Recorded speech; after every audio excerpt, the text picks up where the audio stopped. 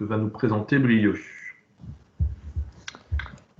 Oui, donc du coup, on va suivre les résultats d'essai donc, sur le pâturage de navets par des truies gestantes, qui a été réalisé donc, par nos collègues suèdes. Donc c'est un essai qui a eu lieu donc, avec du navet fourragé donc, de variété Barcan, qui a été donc, évalué comme ayant un bon potentiel pour un aliment complémentaire et aussi pour un enrichissement de milieu pour les truies gestantes. Et donc, le but de l'essai, c'était donc d'évaluer la faisabilité de la culture de navets fourragers et donc d'en évaluer aussi le potentiel nutritionnel et le comportement des truies associés à son pâturage donc en plein champ. Je vais passer à la diapo suivante.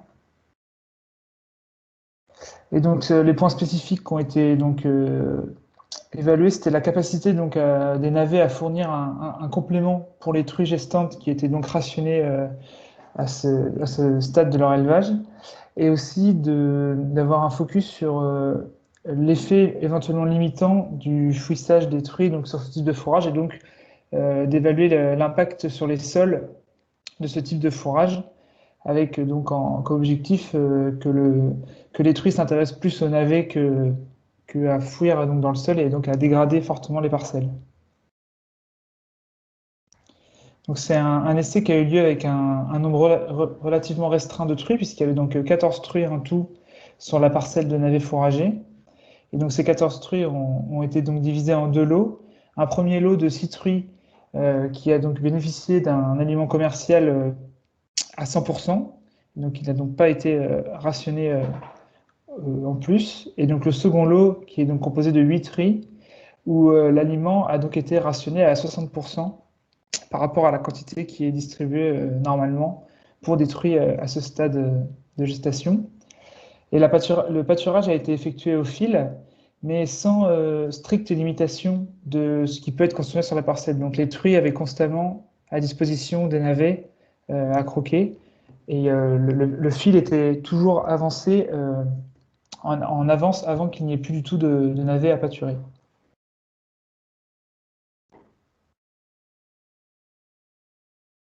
Au niveau donc, des données qui ont été collectées, donc, le poids des truies a été suivi, ainsi que l'état corporel global, donc au début de l'essai, après 6 semaines, et puis au sevrage donc, des porcelets.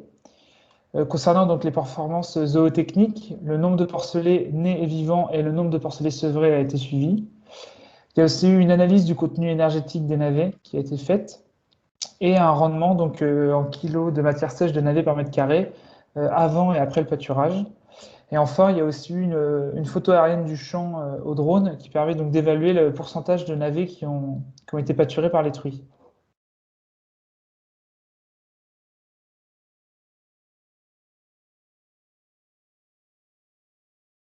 Donc, concernant les résultats, donc tout d'abord, le premier écueil qui a été observé, c'est le faible établissement de la culture, qui est très lié aux conditions du semis. Et donc, avec le développement de kénopodes dans la parcelle, on verra sur des photos par la suite. Au niveau des consommations, donc, il a été évalué que les truies ont environ consommé 1,1 kg de navets en matière sèche par jour, et que toute la végétation présente donc, dans les parcours a été consommée, donc que ce soit la partie racinaire ou la partie tige du navet, mais aussi les adventices qui étaient présentes dans la parcelle. Et donc au niveau de l'ingestion journalière, donc par rapport aux analyses qui ont été effectuées sur les navets, il a été donc estimé qu'on était à environ 11,2 mégajoules en énergie nette par truie et par jour.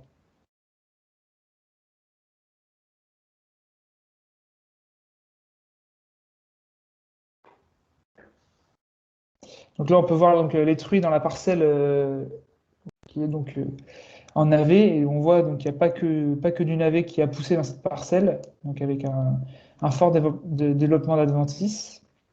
Donc il y a une autre photo où on voit aussi la photo suivante où on voit aussi un couvert d'adventices assez fortement développé. Voilà, donc là globalement il y a quand même beaucoup de kénopodes sur la photo. Et donc assez peu de navets, même si à l'issue de l'essai, les kélopodes ont aussi été consommés. Ce n'était pas forcément le but premier de cet essai.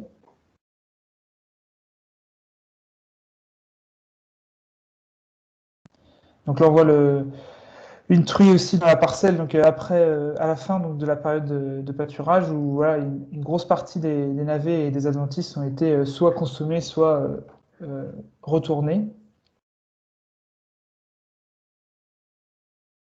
Et donc la photo aérienne, donc grâce à un drone, avec les deux triangles qui ont été pâturés par chaque lot.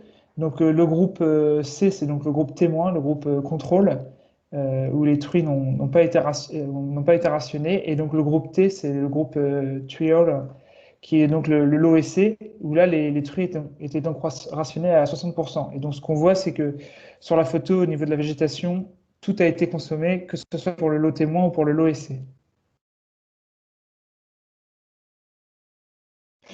Donc au niveau du suivi donc, des poids détruits au cours de cet essai, donc l'information importante à retenir, c'est que le lot essai a perdu 3 fois plus de poids que le lot témoin donc, sur la période donc, de l'essai, donc entre les différentes dates de pesée.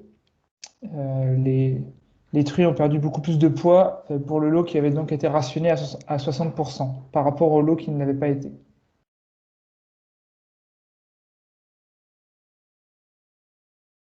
Et donc ça s'accompagne aussi d'une perte de note d'état corporel. Donc comme on peut le voir entre les différentes dates, donc, il y a une évaluation de l'état global corporel de chaque truie avec une note et un classement donc, qui a été effectué. Et donc ce qu'on voit, c'est que le lot essai a davantage perdu en note d'état corporel au cours de l'essai, alors qu'il partait au début de l'essai d'un meilleur niveau d'état corporel. Donc la perte est encore plus importante.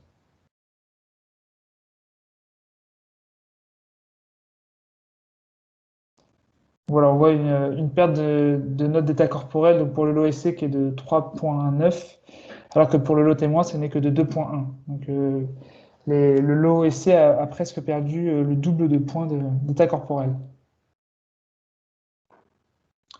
Donc, concernant le nombre de porcelets nés par truie, on a donc un nombre de porcelets relativement sensiblement identique entre les deux lots, avec plus de morts-nés pour le lot essai. Et au niveau du nombre de porcelets qui ont été sevrés, donc globalement, on a un nombre de porcelets sevrés qui est assez faible pour les deux lots et une mortalité qui est à peu près comparable entre les deux lots.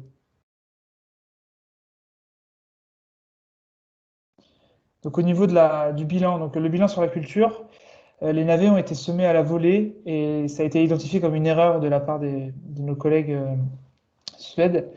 Et donc, de ce fait, le rendement n'a été que de 1,1 tonne de matière sèche à l'hectare. Et ce qu'ils envisagent, c'est dans le cadre d'une poursuite de ces investigations, d'utiliser un semoir à double rang avec un espacement de 25 cm entre les lignes de navets, qui permettait de mieux gérer l'enherbement en ayant la possibilité de biner, par exemple, et qui pourrait donc limiter la pression en adventice. Une autre piste envisagée est aussi un semis en association avec du trèfle blanc pour augmenter le rendement et limiter le salissement.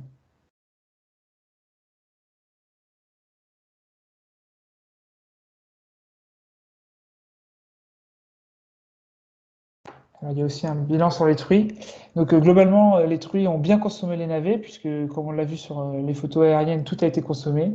Cependant, il a été remarqué que les truies, que ce soit le lot essai ou le lot témoin qui n'était pas rationné, les truies ont toujours faim. Et ça a été un énervement qui a été constaté au niveau des lots. Il y a aussi eu un trop faible établissement des navets pour compenser la réduction d'aliments donc dans le lot essai. Donc la réduction d'aliments était trop forte, donc à 60% de rationnement par rapport et la quantité de navets présents n'a pas permis donc de compenser ce rationnement. Et de ce fait, les truies ont consommé sur leur propre réserve et ont donc perdu beaucoup de poids. De plus, ce qui peut expliquer la forte mortalité est qu'il y a eu un stress important pendant la période de l'essai, avec notamment un incendie qui s'est déclaré dans un bâtiment proche de là où les truies pâturaient, et qui a provoqué un stress très fort sur les animaux. Et ils expliquent donc la mortalité des porcelets par ce gros stress qu'il y a eu pendant l'essai. Donc, le bilan sur le navet fourrager, c'est globalement, théoriquement, il pourrait remplacer une partie de l'aliment, mais que l'enseignement principal dans cet essai, c'est l'importance de bien réussir sa culture pour avoir suffisamment de fourrage à fournir aux truies, et que aussi les navets participent à l'enrichissement du milieu avec des truies rationnées qui peuvent donc s'occuper en allant pâturer les navets. Encore faut-il qu'ils soient bien implantés dans la parcelle et qu'ils produisent une biomasse suffisante pour pallier les besoins des truies.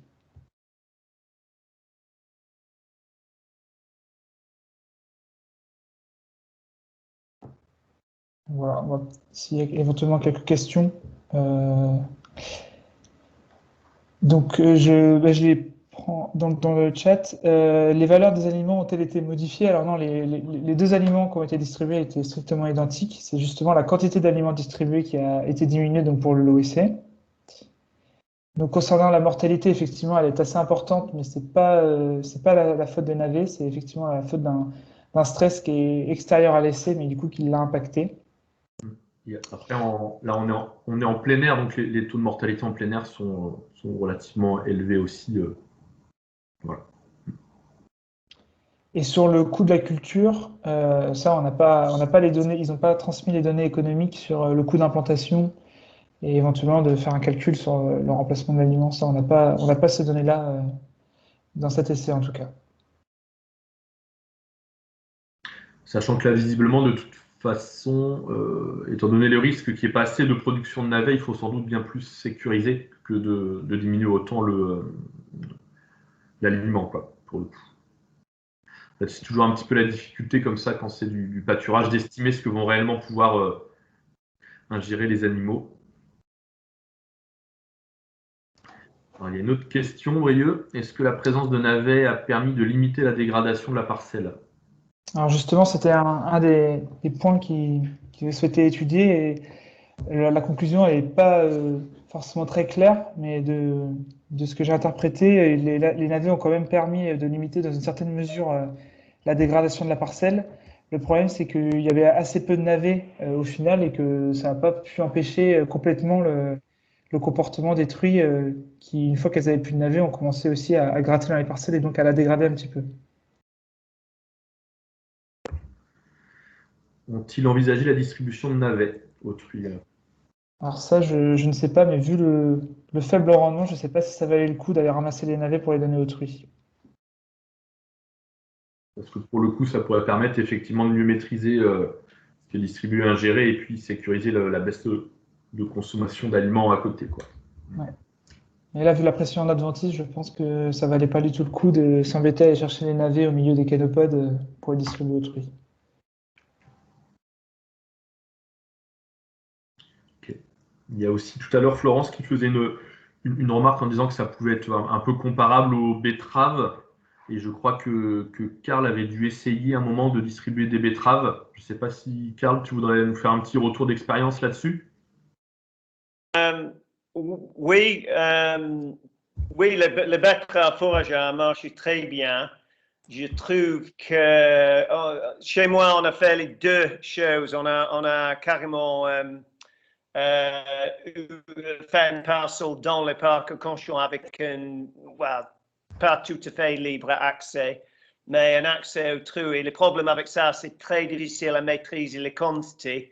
Ça veut dire qu'on a préféré, quand on a fait un essai, on a carrément récolté les betteraves et on a fait une distribution à la main, qui c'est pas très difficile, franchement. Sur les bases de, c'est pas une science exacte forcément avec une racine comme ça, mais sur les bases de 10 kilos de betteraves qui remplacent 1 kilo d'aliments sur les truies gestantes. Et vis-à-vis ça, je suis sûr qu'on peut faire mieux que ça. parce qu'en observation de l'état de mes truies, on a constaté qu'ils étaient en très bon état. Je ne sais pas si ça aide les gens, mais ça, c'est notre observation.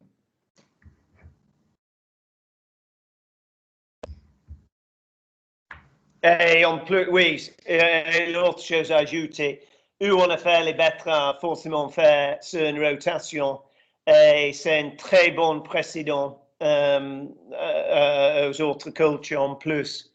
Alors, en agriculture biologique, où à la fois on a une difficulté de la mise en place d'une rotation, ça rentre bien dans une rotation. Ça, c'est juste un à côté.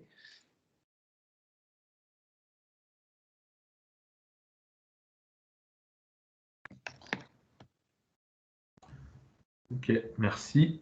Une autre question. Les kénopodes ont aussi été consommés dans l'essai chez Karl. Est-ce que ce serait pertinent d'étudier leur valeur alimentaire?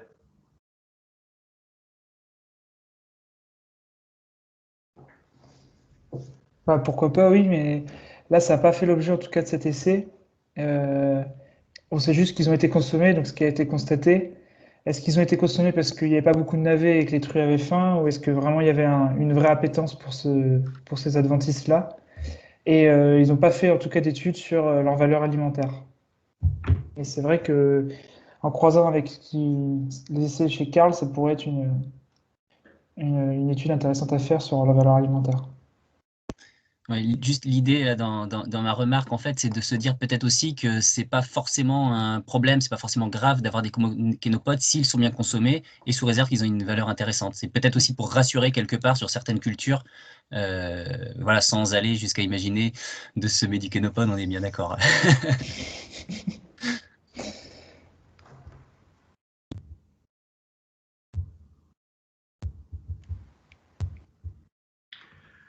Ok, et ben on va pouvoir enchaîner.